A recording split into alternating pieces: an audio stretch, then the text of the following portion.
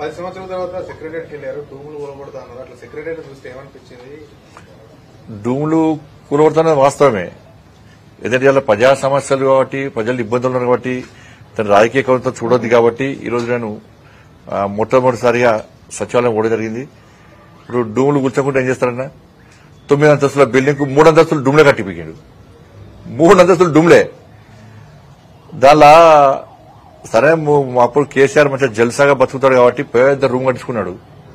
కానీ దానిలో పనిచేసేటువంటి ఆ ఏఎస్ ఆఫీసర్లు ఉంటారు, వాళ్ళ రూమ్ చూడండి. దానిలో పనిచేసే సిబ్బందులు కూర్చోడానికి ప్లేస్ లేదు, పొట్టుపొట్టు తిట్టుకుంటారు వాళ్ళు.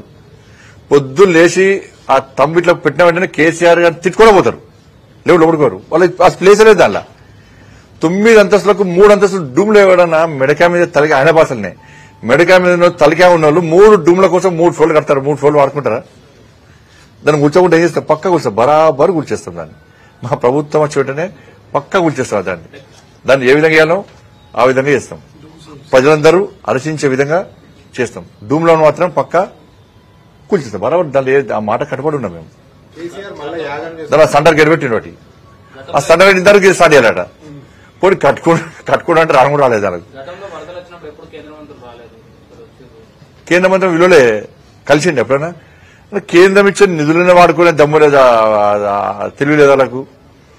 కేంద్రం ఇచ్చే నిధులను వాడుకోలే. ఈ మ్యాచింగ్ గ్రాంట్ ఇవ్వడం వలన వేల కోట్ల రూపాయలు వాపసు పోయినాయి కేసీఆర్ ప్రభుత్వంలో. ఇలా బతుకుగట్లే పరిస్థితి.